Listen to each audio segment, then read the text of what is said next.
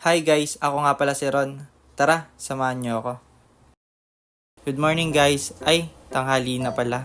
Napuyat kasi kami kagabi ni Utoy dahil bumili kami ng burger sa bayan at nanood na rin ng movie. Mukhang maganda ang panahon ngayon at dahil wala kaming maisip na gagawin ngayon, tara, samahan niyo kaming paliguan ng aking bunso. Paano Utoy? Tara na.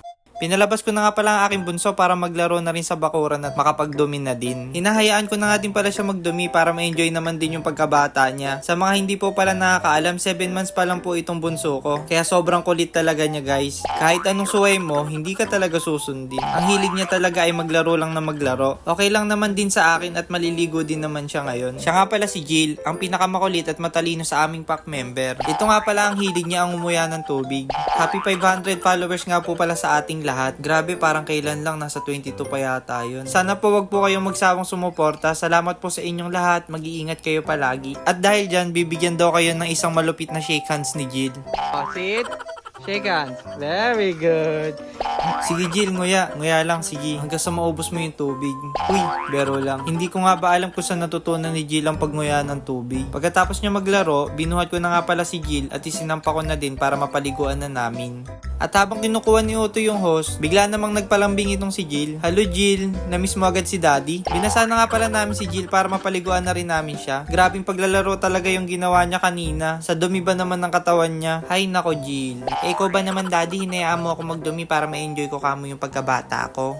Hala, kinausap yung sarili. Shoutout nga po pala sa mga for parent dyan. Alam kong isa din kayo sa mga mahilig kausapin ng inyong mga alaga.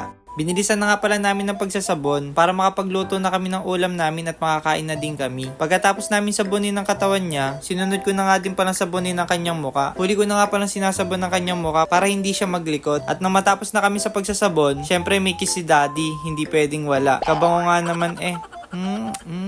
Pagkatapos namin maglambingan, binalawan na namin siya agad para maaga kami matapos ni Utoy. Iba din kasi ang kapal ng buhok ni Jill. Sa pagpapatuyo pa lang ng buhok, inaabot na kami ng 2 to 3 hours. Buti na nga lang nag-shed siya last week kasi kung hindi, ay ewan ko na lang talaga. Isang timba at kalahati nga pala ang nakuha namin sa buhok ni Jill last week. Kung hindi namin natanggal yun, sure ako lilipad lang yun sa bahay namin. Pero mas makapal pa sana ang buhok niya guys kung hindi siya nag-shed ngayon. Makwento ko lang, 3 nga pala silang magkakapatid at yung isa namatay dahil hindi na-develop na maayos sa tiyan ng kanyang mami. Kaya 2 lang silang nabuhay. Grabe yung damit ko, puro buhok na.